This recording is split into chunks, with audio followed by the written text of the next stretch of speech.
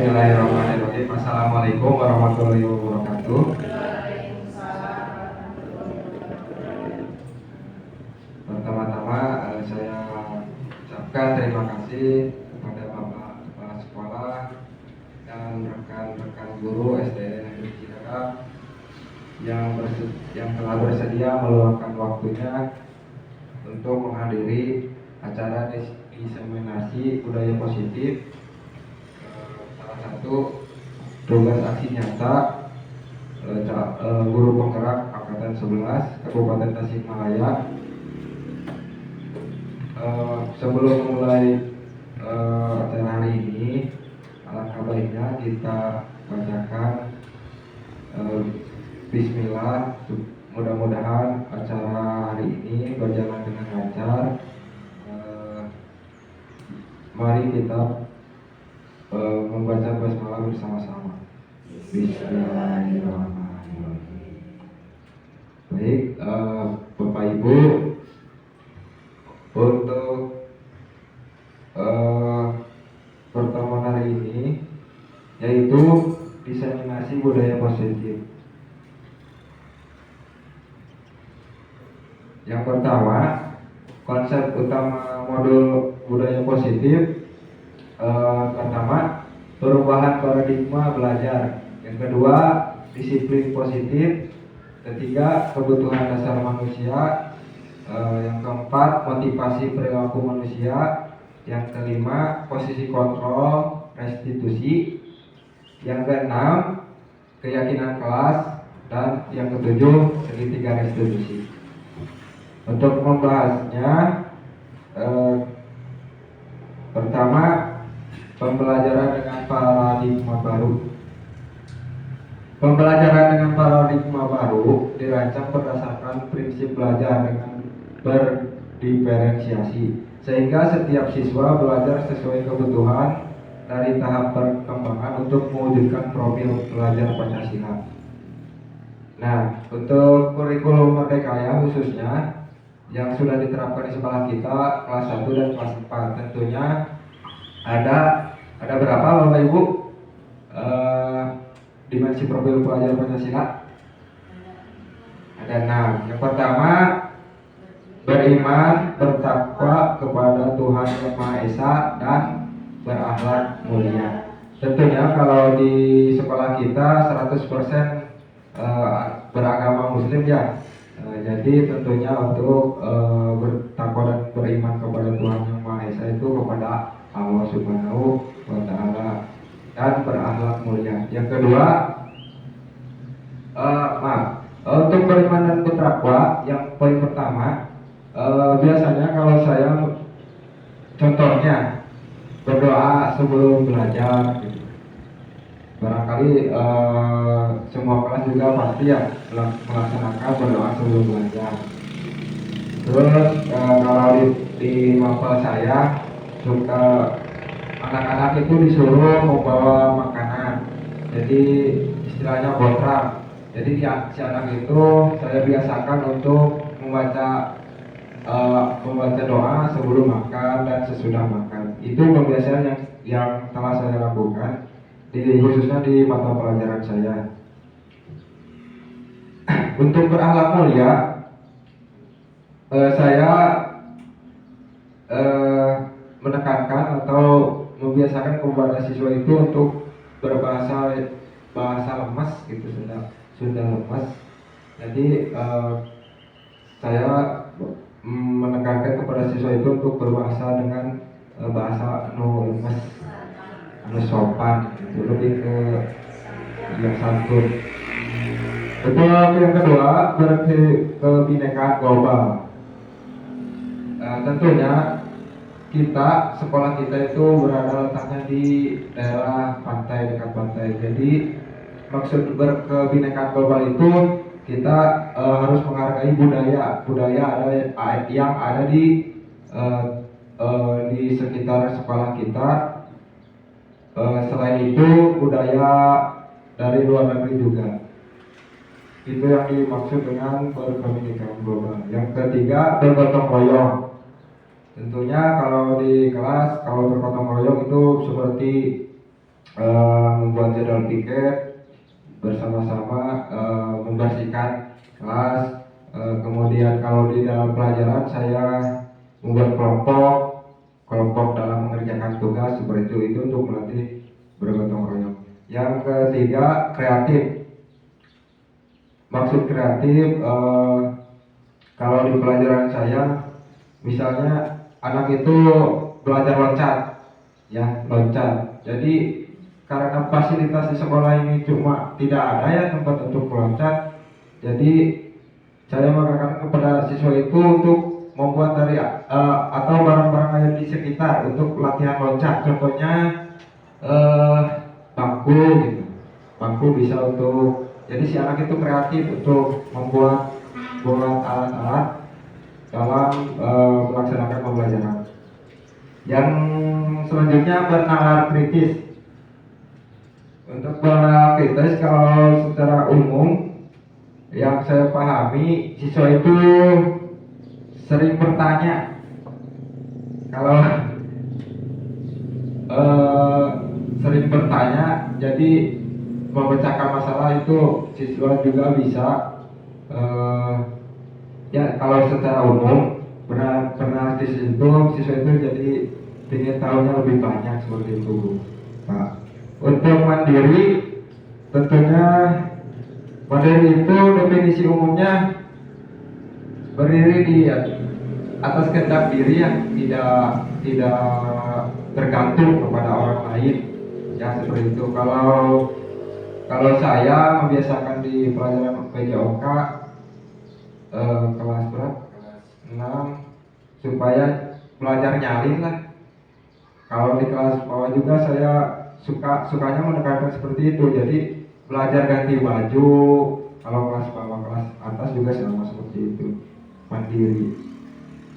Nah, itu 6 profil pelajar Pancasila yang barusan kita bahas. Nah, selanjutnya teori kontrol dari Dr. William Glasser atau yang disebut choice theory. Ada beberapa miskonsepsi. Yang pertama, ilusi guru mengontrol murid. Pada dasarnya kita tidak dapat memaksa murid untuk berbuat sesuatu jika murid tersebut memilih untuk tidak melakukannya, ya. Barangkali di kelas juga ada ya siswa yang tidak mau dipiwahan gitu kan, alim dipiwahan kan, ya. Teteh kurang sok, kadang-kadang kurang teh kedah ya, halus gitu ngontrol murid teh. Itu seperti itu. Yang kedua, ilusi bahwa semua penguatan positif efektif dan bermanfaat. Biasanya itu terjadi dalam jangka waktu tertentu ya. Kemungkinan murid nanti bakal sadar gitu untuk mencoba untuk menolak rujukan kita, atau bisa jadi murid tersebut menjadi tergantung pada pendapat sang guru untuk berusaha, ya seperti itu. Yang selanjutnya, yang ketiga, ilusi bahwa kritik dan membuat orang merasa bersalah dapat menguatkan karakter. Ilusi bahwa menguatkan kritik dan rasa bersalah untuk mengontrol murid menuju pada identitas gagal. Mereka belajar untuk merasa buruk tentang diri mereka. Yang terakhir, ilusi bahwa orang dewasa memiliki hak untuk memaksa. Banyak orang dewasa yang percaya bahwa mereka memiliki tanggung jawab untuk membuat murid-murid berbuat hal tertentu. Selanjutnya, untuk merubah paradigma stimulus respon kepada pendekatan teori kontrol, contohnya realitas kebutuhan kita sama, teori kontrol realitas kebutuhan kita berbeda. Tentunya bukan hanya kita ya Bapak Ibu, kebutuhan guru dengan yang satu sama lain, begitu juga siswa tentunya berbeda. Semua orang melihat hal yang sama, setiap orang memiliki gambaran berbeda. Kita mencoba mengubah orang agar berpandangan sama dengan kita berusaha memahami pandangan orang lain tentang kita. Perilaku buruk dilihat sebagai suatu kesalahan. semua perilaku memiliki tujuan. Tentunya siswa yang nakal itu pasti ada tujuan. Orang lain bisa mengontrol saya, hanya Anda yang bisa mengontrol diri Anda. Saya bisa mengontrol orang lain, Anda tidak bisa mengontrol orang lain. Pemaksaan ada pada saat rujukan gagal. Kolaborasi dan konsensus menciptakan pilihan-pilihan baru. Model berpikir menang atau kalah, model berpikir menang-menang. Ya. Jadi tidak ada yang salah, tapi harus menang semuanya. Kemudian disiplin positif. Dalam budaya kita, makna disiplin dimaknai menjadi sesuatu yang dilakukan seseorang pada orang lain untuk mendapatkan kepatuhan. Kita cenderung menghubungkan kata disiplin dengan ketidaknyamanan. Wah, terus itu Bapak Ibu nguping kata disiplin yang asal penyamannya nguping lagi kita sebagai guru misalnya ada disiplin mendengar kata-kata disiplin. Nah, gitu. Jadi ada ketidaknyamanan pastilah kalau mendengar itu kata atau melihat kata disiplin. Sebaiknya pendidik tujuan kita adalah menciptakan anak-anak yang memiliki disiplin diri sehingga mereka bisa berperilaku dengan mengacu pada nilai-nilai kebajikan universal dan memiliki motivasi intrinsik bukan ekstrinsik. Jadi siswa itu biasanya kalau melakukan sesuatu karena motivasi dari luar atau contohnya kita suruh gitu ya, seperti buang sampah gitu, barangkali membuang sampah, sapu misalnya. Selanjutnya, disiplin positif merupakan salah satu cara menerapkan disiplin yang bertujuan untuk menumbuhkan kesadaran serta keberdayaan anak untuk melakukan sesuatu tanpa sogokan, ancaman atau maupun hukuman. Nah itu arti kata disiplin yang sebenarnya. Terus kata disiplin menurut Ki Hajar Dewantara, di mana ada kemerdekaan di situ harus ada disiplin yang kuat. Sesungguhnya pun disiplin itu bersifat disiplin sendiri, yaitu kita sendiri mewajibkan kita dengan sekeras-kerasnya, tetapi itu sama saja sebab jikalau kita tidak dapat melakukan self disiplin, wajiblah penguasa lain mendisiplinkan diri kita. Contohnya gini, kalau si anak itu kelewatan panel gitu ya, disiplin sangat. Tidak naon, gak apa-apa kita yang mendisiplinkan mereka, yang membuat anak itu disiplin. Itu barangkali maksud dari pernyataan di atas. Yang kedua, definisi kata merdeka menurut Ki Hajar. Merdeka itu artinya tidak hanya terlepas dari perintah, akan tetapi juga cakap buat memerintah diri sendiri. Ya, seperti itu. Jadi kadang-kadang siswa kita disuruh nulis baru nulis, disuruh lari baru lari. Mereka kalau tidak disuruh pasti kadang-kadang suka bingung, ngapain ya saya jelas, ngapain.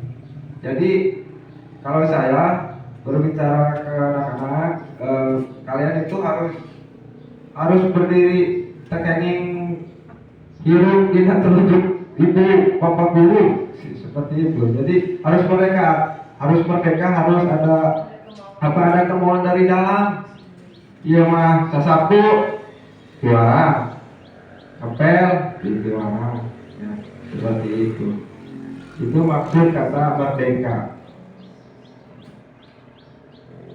Untuk nilai-nilai kebajikan bisa dibaca, mungkin terlalu banyak. Sekilas saja profil Pancasila yang tadi sudah ada 6. Terus ada dari Ibo Primary Years Program, ada baca dibaca Bapak Ibu. Nilai-nilai kebajikan.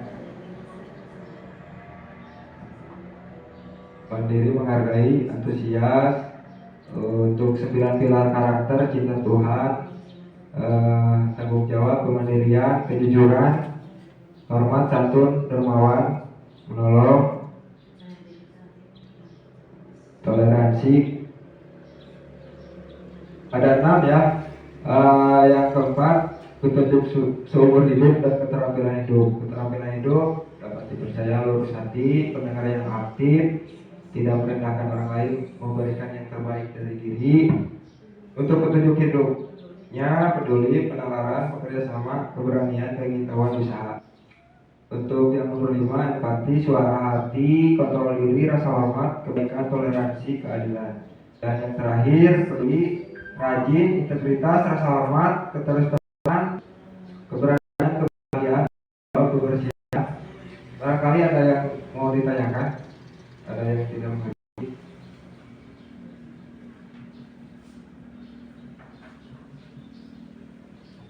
Sudah ya?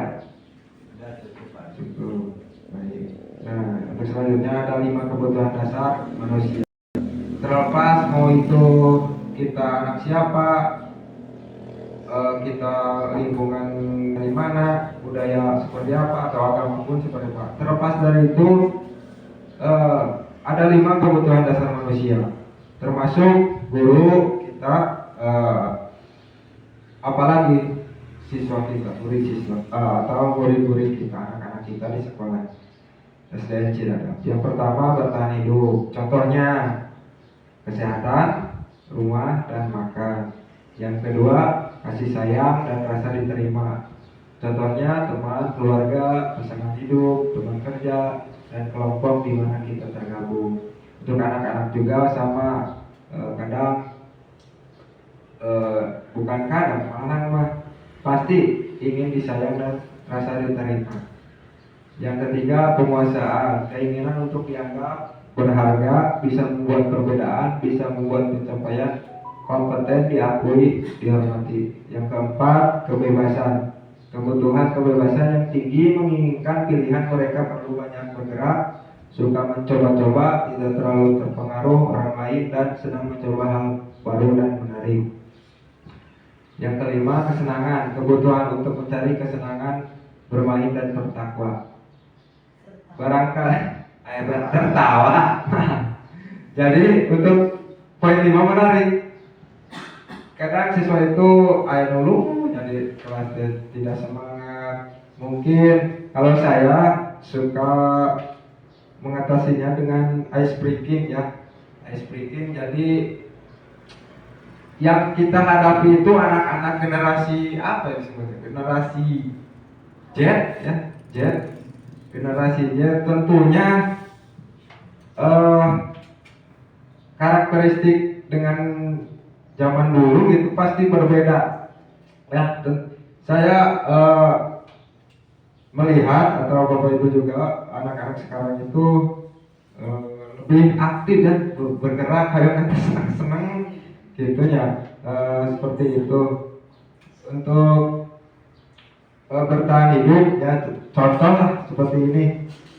Ada kasus ya, kelas berapa ya yang kayak itu deh, yang minta makanan habis kelas 1. Seperti itu. Mungkin kebutuhan hidup untuk makanannya belum terpenuhi, tibumina buat tinggal canmang barangkali teh gitu.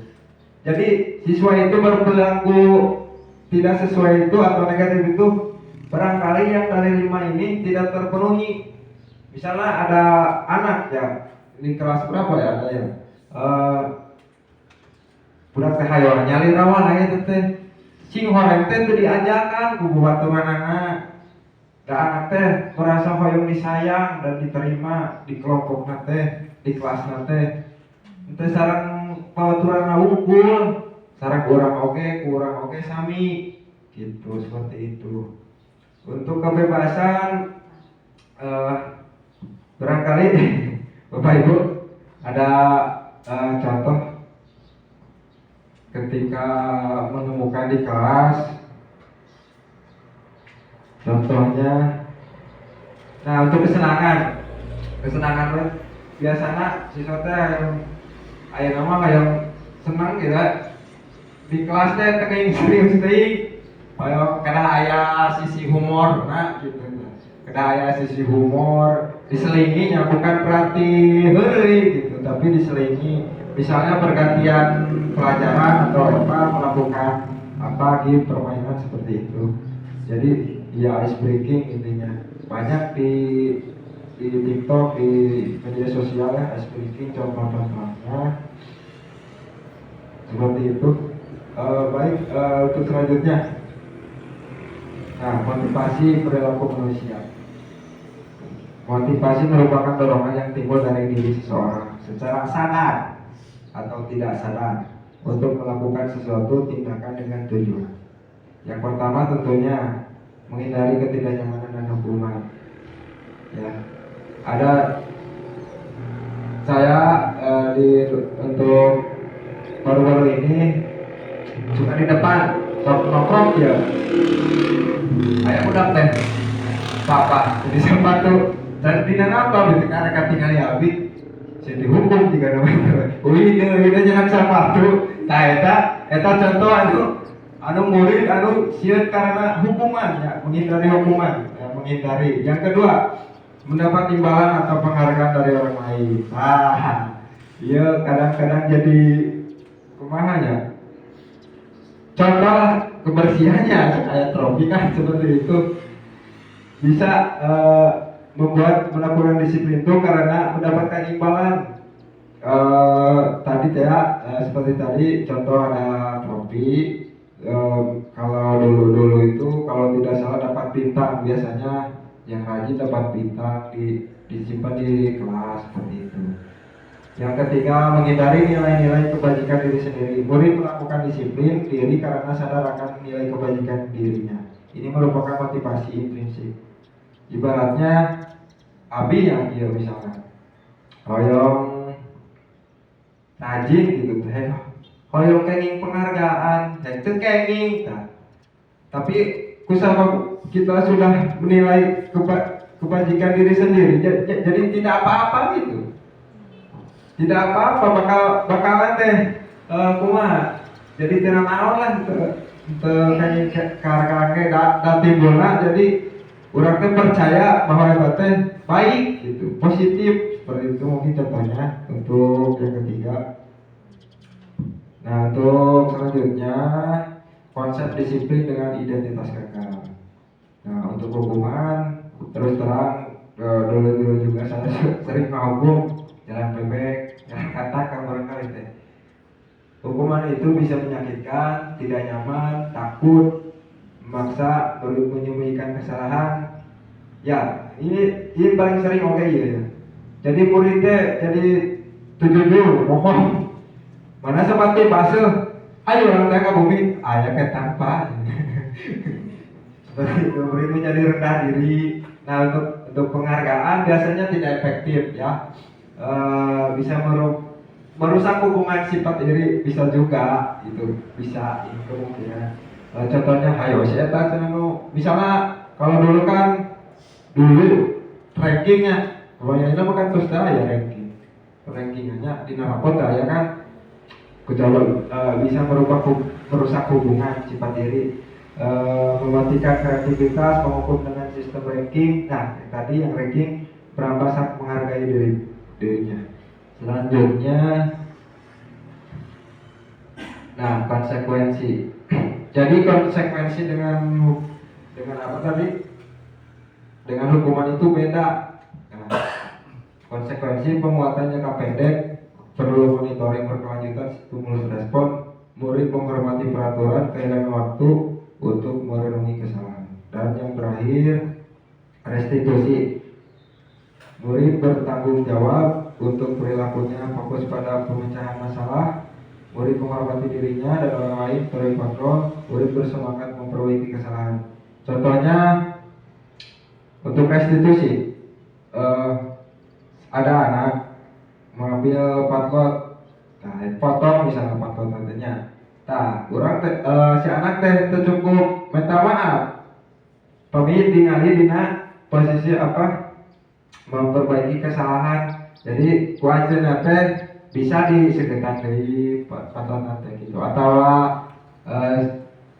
lalu kami lebih dewasa pada di desa mau gitu. Misalnya ngajuekeun ya kan raw kata naon panggaikeun tak seperti itu, mungkin untuk restitusi. Jadi murid bersemangat untuk memperbaiki kesalahan. Selanjutnya, konsep disiplin, pendekatan restitusi, sebuah cara menanamkan disiplin positif pada murid. Restitusi adalah proses menciptakan kondisi bagi murid untuk memperbaiki kesalahan mereka sehingga mereka bisa kembali pada kelompok mereka dengan karakter yang lebih kuat. Selanjutnya, bukan menebus kesalahan namun belajar dari kesalahan, ya. Memperbaiki hubungan, tawaran pemaksaan menuntun untuk melihat ke dalam diri, mencari kebutuhan dasar yang mendasari tindakan, fokus pada karakter bukan tindakan, menguatkan dan fokus pada solusi. Perbedaan hukuman, guru hukum dengan bernyanyi 10 kali nasional, itu hukuman. Siswa membersihkan toilet misalnya, siswa berlari mengelilingi lapangan, itu termasuk hukuman. Terus konsekuensi, guru memberikan konsekuensi untuk siswa yang selamat, tidak ada pengulangan penjelasan materi dan dia otomatis tertinggal penjelasan dari guru. Guru tegas dan siswa menghormati peraturan, itu konsekuensi. Sedangkan restitusi, guru menanyakan keyakinan kelas atau dirinya dan membantu siswa dalam penyelesaian masalahnya. Guru terbuka dan siswa menghormati dirinya dan orang lain. Next, 5 posisi kontrol yang penghukum. Contohnya, patuhi aturan penghukum, patuhi aturan saya atau awas. Kamu selalu saja salah, pasti selalu yang terakhir selesai. Mungkin ini untuk tugas ya. Yang kedua, membuat rasa bersalah. Biasanya kata-kata yang keluar, ibu sangat kecewa sekali dengan kamu. Berapa kali bapak harus memberitahu kamu ya? Gimana coba kalau orang tua kamu tahu kamu berbuat begini? Nah, untuk teman, ini posisi kita guru menghadapi murid. Yang tadi ada penghukum, membuat rasa bersalah. Kemudian teman, ayo bantulah demi bapak ya. Ayo ingat tidak bantuan bapak selama ini. Ingat tidak bantuan bapak selama ini. Jadi lebih friendly, lebih asal ke anak teman gitu, kan teman. Ya sudah, kali ini tidak apa-apa, nanti ibu bantu bereskan. Nah, untuk memantau, misalnya ada anak melakukan kesalahan, aturannya apa? Apa yang telah kamu lakukan? Sanksi atau konsekuensinya apa? Itu untuk pemantau. Yang terakhir, posisi di mana guru berbuat sesuatu bersama dengan murid, mempersilahkan murid mempertanggungjawabkan perilakunya, mendukung murid agar dapat menemukan solusi atas permasalahan. Apa yang kita yakini, ya, kembali ke keyakinan kelas tadi. Apakah kamu meyakininya? Jika kamu meyakininya, apakah kamu bersedia memperbaikinya? Seperti tadi contoh yang rusak patok atau barang milik orang lain, ya, seperti itu. Jika kamu atau ada anak bisa bawa sepeda listrik ke sekolah, bagaimana kamu memperbaikinya? Anak itu pasti harusnya menjawab, baik bu, atau pak, besok saya tidak akan membawa sepeda listrik seperti itu. Kemudian jika kamu memperbaiki ini, hal ini menunjukkan apa tentang dirimu, apa rencana kamu untuk memperbaiki hal ini. Itu. Ada pertanyaan apa Ibu? Tidak. Panjang. Salib. Contoh penerapan 5 posisi kontrol. Penghukum, patuhi aturan sekolah atau beralih kering lapangan, membuat rasa bersalah. Berapa kali ibu guru harus memberitahu kamu, bu guru kecewa sama kamu, begitu. Kemudian ini contoh yang siswa bolos ya dari jam pelajaran.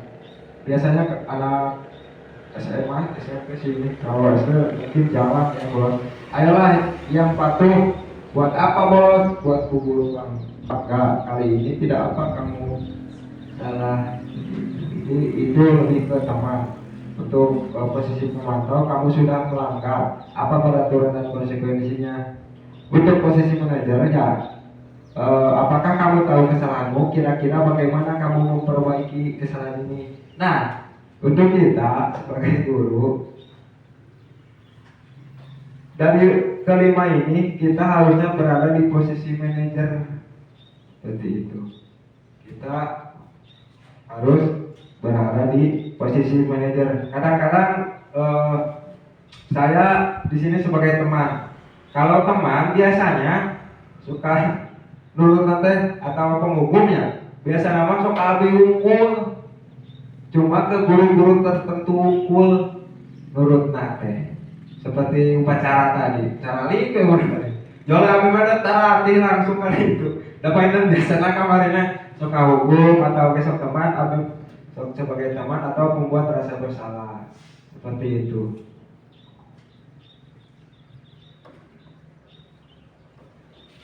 Keyakinan kelas. Mengapa keyakinan kelas? Mengapa tidak?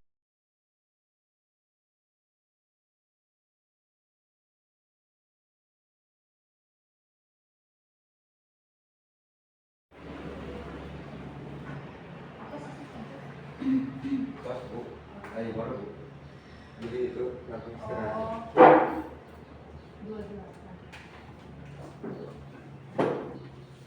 Bismillahirrahmanirrahim. Assalamualaikum warahmatullahi wabarakatuh.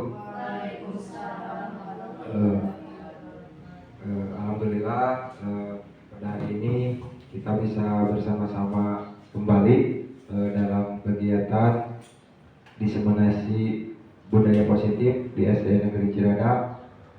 Hari ini melanjutkan dari hari kemarin karena ada kesalahan teknis di HP-nya, jadi mohon maaf kepada ibu-ibu. Hari ini untuk mengulang kembali dari slide yang kemarin tidak terrecord. Baik, langsung saja untuk memanfaatkan waktu untuk untuk slide sekarang, yaitu keyakinan kelas. Mengapa keyakinan kelas? Mengapa tidak peraturan kelas? Mengapa kita memiliki peraturan tentang penggunaan helm pada saat mengendarai motor? Kira-kira mengapa, ibu-ibu? Ya, betul, untuk keselamatan. Untuk pertanyaan kedua, mengapa kita memiliki peraturan tentang penggunaan masker dan mencuci tangan setiap saat? Ya, betul, untuk kesehatan dan keselamatan juga ya, karena bisa mengancam nyawa kita, seperti itu.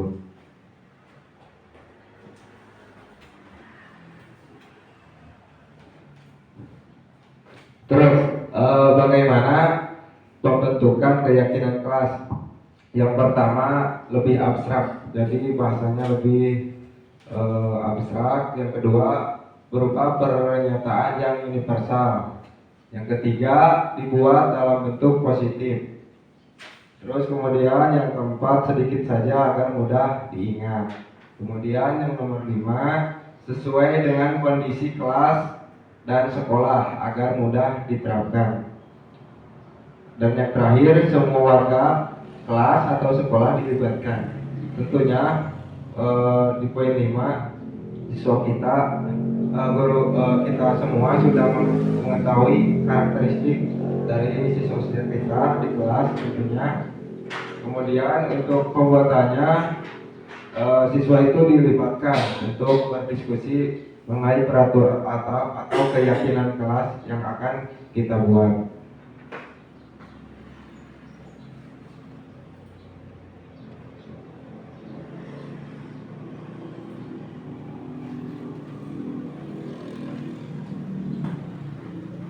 Nah, untuk memperdalamnya bisa membuat guru tugasnya, murid tugasnya, kemudian ada guru tugasnya bukan, ini bukan guru yang murid tugasnya bukan.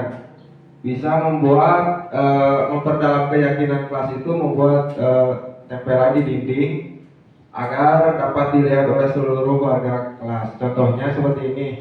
Guru tugasnya mengajar, mendidik, menjawab pertanyaan, memberi nilai, mengatur kelas, dan sebagainya. Kemudian ada murid tugasnya belajar, mencoba menghasilkan yang terbaik dari diri, bertanya jika tidak paham, mengikuti peraturan, dan seterusnya. Kemudian ada guru tugasnya bukan. Yang pertama, menyakiti atau disakiti, kemudian memaksa kamu untuk belajar, merapihkan barang-barang murid, menyiapkan makanan atau barang-barang alat tulis. Kemudian di sini murid tugasnya bukan. Pertama, menyakiti atau disakiti. Kedua, mengeluh. Ketiga, merusak barang pribadi atau orang lain. Kemudian ada melakukan tugas guru. Dan yang terakhir, memutuskan untuk teman kamu. Seperti itu untuk memperdalam dalam tahapan pembuatan keyakinan kelas. Mungkin lebih jelasnya lagi bisa kita diskusikan di lain waktu.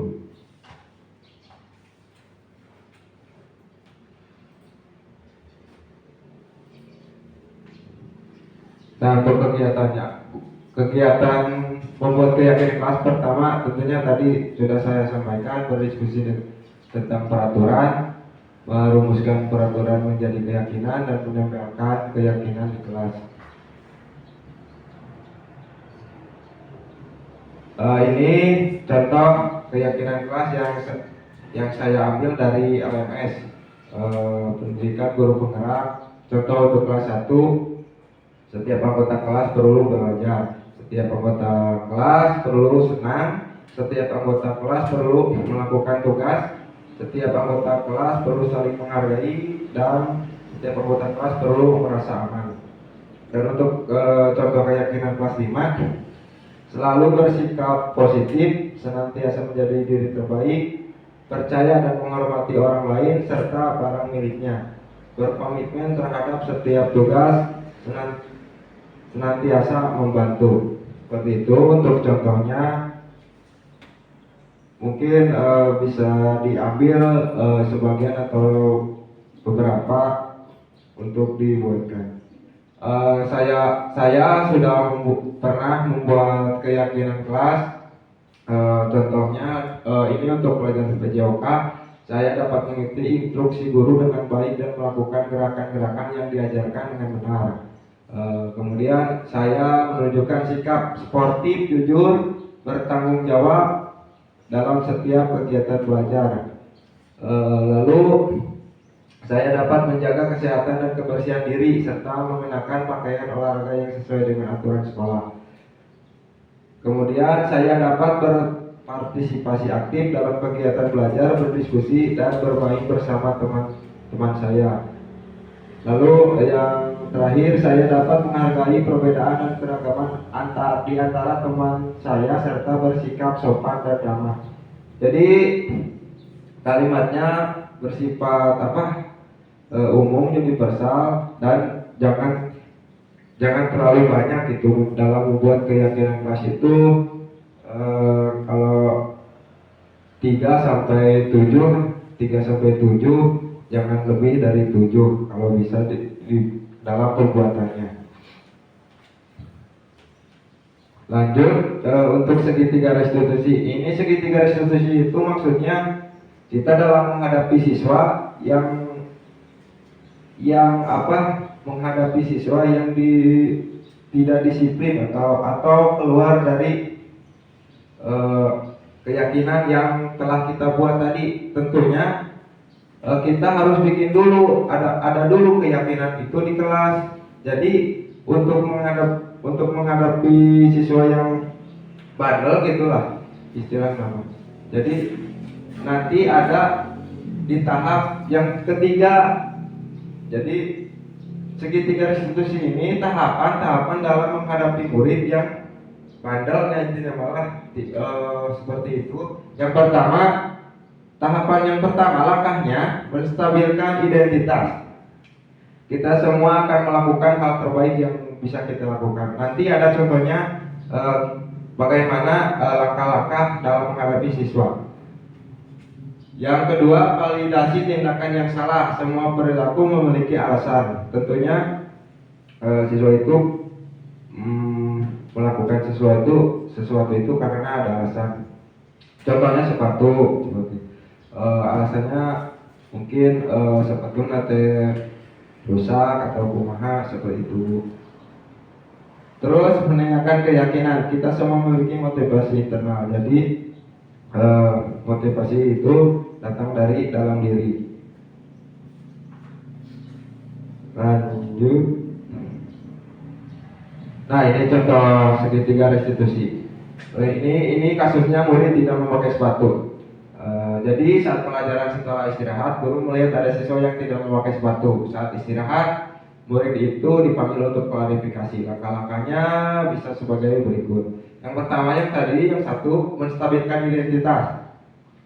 Coba sebelah mana Bapak Ibu yang termasuk kalimat mana yang menstabilkan identitas?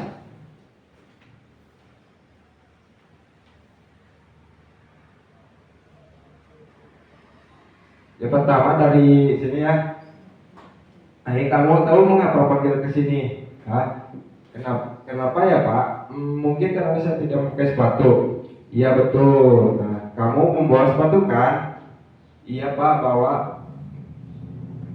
Guru ini yang menstabilkannya. Ini setiap manusia pernah berbuat kesalahan, termasuk Pak Guru. Hal itu adalah wajar dan setiap tindakan kita pasti ada alasannya, seperti itu. Ini untuk menstabilkan identitas, intinya ada di kalimat di sana. Kemudian tahap selanjutnya, validasi tindakan yang salah.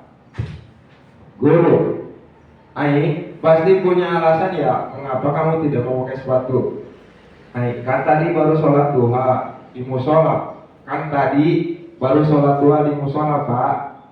Kemudian guru, baiklah di musola memang harus melepas sepatu. Tapi kalau di kelas apakah boleh tidak memakai sepatu? Tidak Pak, maaf saya salah. Setelah sholat saya langsung bermain. Jika tidak pakai sepatu lebih enak Pak, tidak panas. Ya, untuk validasi tindakan yang salah berarti siswa itu bisa langsung minta maaf seperti itu, karena guru itu menanyakan, tapi kalau di kelas apakah boleh tidak memakai sepatu, seperti itu. Untuk contoh validasi tindakan yang salahnya. Dan yang tahap yang ketiga, menanyakan keyakinan kelas. Di sini guru berkata, walaupun kamu nyaman tidak memakai sepatu, kira-kira apakah itu sudah memenuhi keyakinan kelas kita? Tidak Pak. Kemudian guru, kamu masih ingat keyakinan kelas kita? Datang tepat waktu, menjaga kebersihan, memakai seragam lengkap. Kira-kira maksud tidak sepatu itu yang mana, Bu? Tidak memakai sepatu yang mana? Keyakinan yang mana? Ini kan keyakinan kelas kita, datang tepat waktu, menjaga kebersihan, memakai seragam. Kira-kira yang mana keyakinan kelasnya? Memakai seragam. Kebersihan juga masuk ya? Ya, ini berarti 2 ya. 2. Kemudian guru berkata, nah ternyata kamu masih ingat ya, lalu apa yang akan kamu lakukan selanjutnya? Murid, saya akan langsung memakai sepatu setelah sholat. Saat bermain juga, saya akan tetap memakainya Pak. Baik, mulai kapan kamu akan melaksanakannya? Sekarang Pak, sampai kelas saya akan langsung memakai sepatu Pak. Bagus, kamu sudah berusaha untuk menjadi lebih baik. Bapak doakan semoga kamu menjadi anak yang selalu mematuhi peraturan sekolah. Baik Pak, terima kasih. Nah itu ada 3 tahapan segitiga restitusi untuk contoh kasus siswa yang tidak memakai sepatu.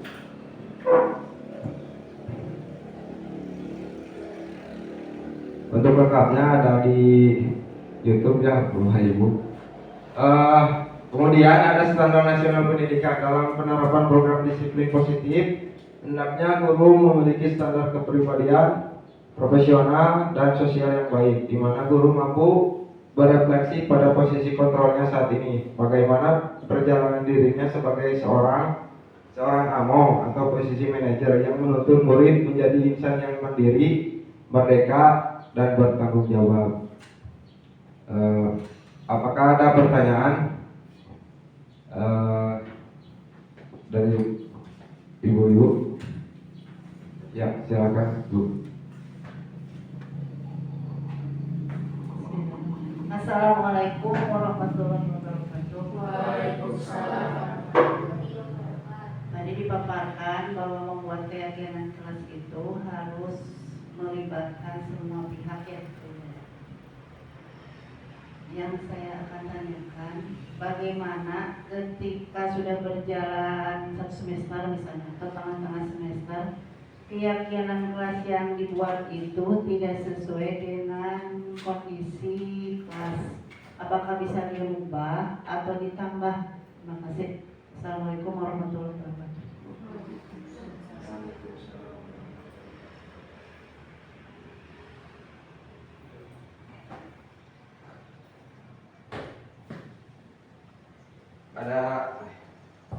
Ada pertanyaan lain dari ibu? Ini dari kelas fase C ya. Coba fase B. Coba ada pertanyaan dari kelas bawah. Kalau tidak ada, saya mau mencoba menjawab pertanyaannya. Jadi keyakinan kelas itu kan emang betul tadi pertama dirumuskan bersama-sama dengan siswa. Nah tentunya keyakinan kelas itu bisa ditinjau ulang, bahkan sebelum dalam pertama-tama dalam pembuatan itu tidak langsung ditempel seperti itu. Jadi diriungkan, ditinjau lagi, terus ditinjau lagi seperti itu. Jadi tidak bersifat tetap gitu, tidak paten tentunya dengan situasi kelas, apalagi kalau murid naik kelas seperti itu, tentunya pasti beda lagi seperti itu. Cukup ya, disesuaikan dengan kebutuhan muridnya, kondisi muridnya gitu. Ada pertanyaan lagi?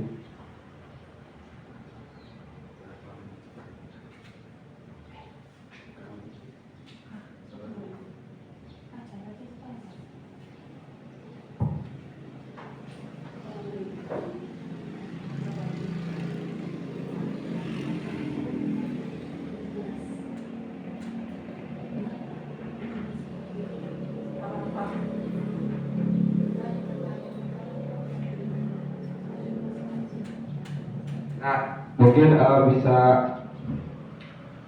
bisa saya bantu dalam pembuatan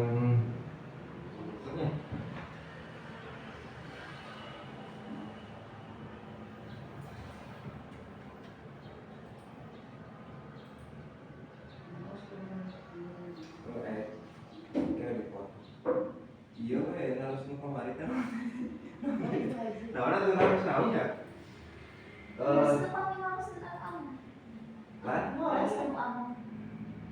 Iya, anu mana?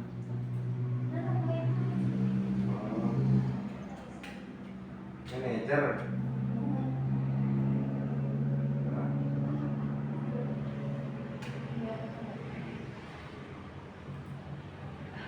Halo.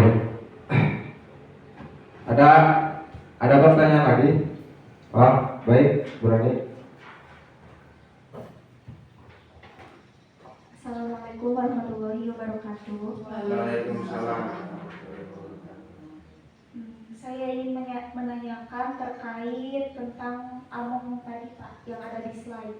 Nah, yang ingin saya tanyakan ini mengenai bagaimana posisi guru, kan among di sini tuh sebagai manajer. Maksudnya sebagai manajer itu di sini apa?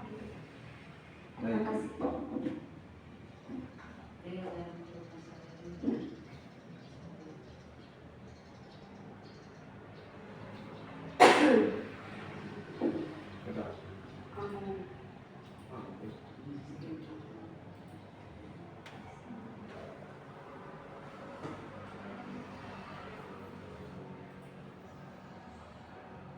Coba tinggal ibu, itu dulu ya. Kulit paru. Enggak. Enggak. Nomor 19 nih.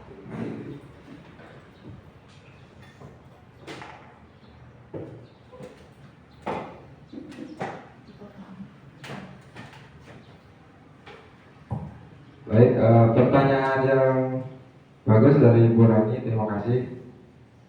Jadi posisi tadi ada lima posisi kontrol ya. Yang pertama penghukum, yang kedua pembuat merasa bersalah, yang ketiga teman, yang keempat pemantau, dan yang kelima manajer.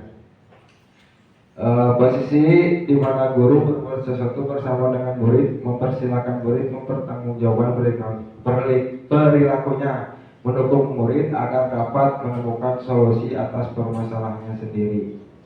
Jadi siswa itu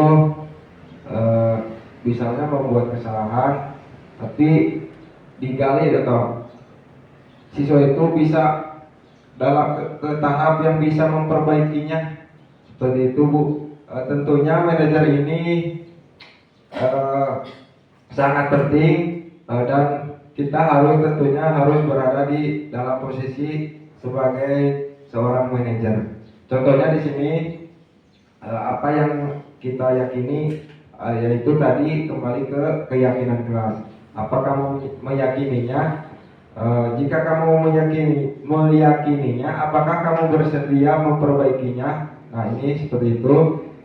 Terus jika kamu memperbaiki ini, hal ini menunjukkan apa tentang dirimu. Kemudian apa rencana kamu untuk memperbaiki hal ini. Seperti itu. Misalnya ada siswa tidak pakai sepatu misalnya tadi. Jadi siswa itu tahu bahwa akan memperbaiki. Misalnya besoknya atau kalau tadi di kasus yang tadi itu setelah istirahat ya, setelah istirahat kedua dia tidak perlu sepatu, jadi siswa itu langsung pakai. Jadi hari takutnya itu langsung memperbaiki kesalahannya. Seperti contohnya ada siswa ngerusak barang temannya, misalnya motongkeun patlon, langsung gitu ku aja nanti di uril deui gitu langsung waktu itu juga diperbaiki kesalahannya. Nah posisi kita itu harus seperti itu.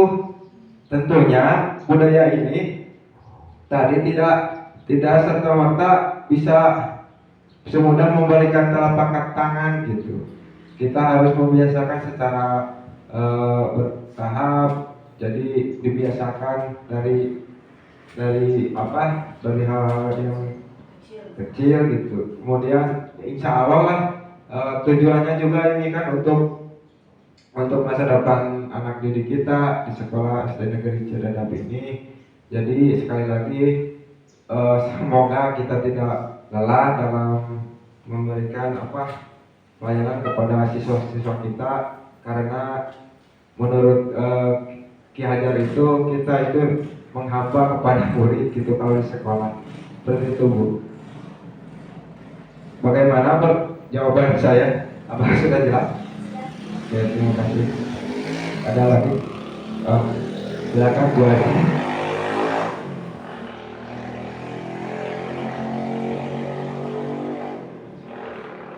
Pertanyaan kedua tentang keyakinan kelas. Apakah anak yang tidak mematuhi keyakinan kelas harus diberi hukuman? Kalau misalnya harus diberi hukuman apa yang bisa membuat anak itu jalan, tapi hukumannya yang mendidik tidak menyinggung perasaan anak. Terima kasih.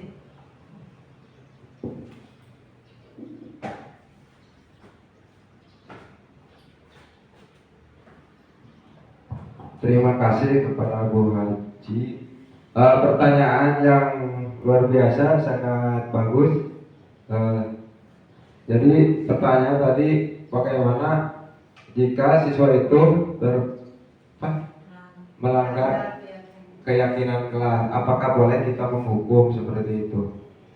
Nah, untuk itu eh, sebenarnya boleh, ya sebenarnya boleh, karena ada apa? Kalau tidak salah saya pernah membaca. Jadi intinya, jika seseorang tidak bisa mengontrol dirinya sendiri, boleh dari pihak luar, eksternal, tentunya dari guru ya, melakukan memberikan ya intervensi lah, intervensi melakukan itu. Jadi kalau siswa itu tidak bisa, tentunya disiplin ini kan harus menimbulkan dari dalam diri, sedangkan siswa itu tidak kuai gitu, tidak kuai sadar seperti itu. Sebenarnya itu tidak apa-apa, yang tidak apa-apa boleh. Tentunya tadi harus mempertimbangkan, tidak, siswa itu harus tahu apakah ada perubahan atau tidak ada kemajuan dalam menjalankan keyakinan atau nilai-nilai kebajikan yang telah dibuat sebelumnya. Boleh, karena tadi wajib kita, kalau seseorang tidak bisa disiplin dari diri, boleh pihak luar mendisiplinkan dirinya seperti itu. Terus untuk contoh hukuman, barangkali ada ibu-ibu yang punya pengalaman yang punya pengalaman memberikan hukuman yang bersifatnya tadi mendidik.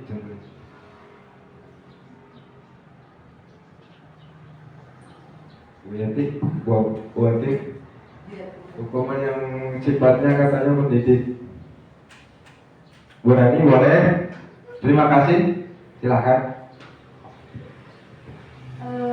Untuk hukuman yang menurut saya sifatnya mendidik, mungkin saya bisa lihat dulu siswa yang mendapat hukuman itu. Misalnya saya pernah ada siswa, nah dia ini belum lancar membaca. Nah, saya memberi hukumannya itu ketika dia buat kesalahan, ketika pulang sekolah dia tidak boleh pulang terlebih dahulu, tapi hukumannya dia harus belajar dulu bersama saya, belajar membaca. Terima kasih. Baik, terima kasih, jawabannya bagus sekali. Jadi Bu Rani tadi ada siswa yang kurang bisa membaca, ya, tidak bisa membaca, sehingga waktu pulangnya dia harus mengadakan bimbingan khusus mungkin seperti itu. Jadi pulangnya tidak bareng gitu sama teman-temannya. Bagaimana Bu Haji, apakah Dilihat dulu siswa yang iya, iya seperti itu. Ada yang mau jawab dari yang lain? Mungkin pada intinya ya, Dengan pemberian hukuman itu dilihat dari bagaimana anaknya gitu. Kalau anaknya yang suka mendekati, anaknya bagaimana maunya gimana gitu. Misalnya seperti ini, sesuai dengan kondisi anak. ya, jadi menyesuaikan dengan kondisi anak tersebut ya. Seperti itu. Ada pertanyaan lain?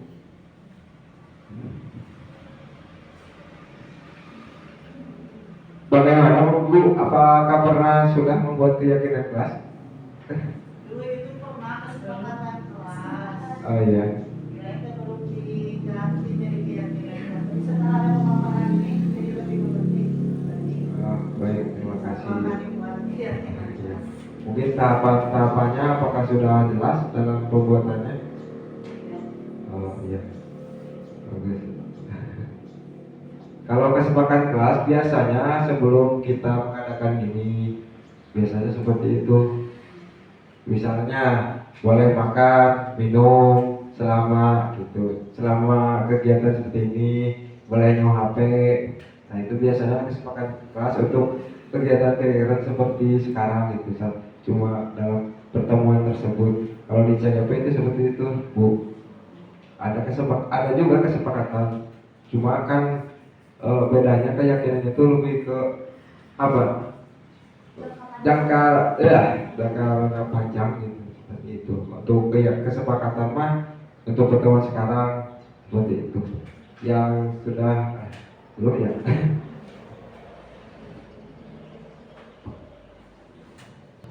Baik, terima kasih. Sekian pemaparan dari saya. Semoga bermanfaat. Terima kasih juga telah bersedia menghadiri kegiatan hari ini.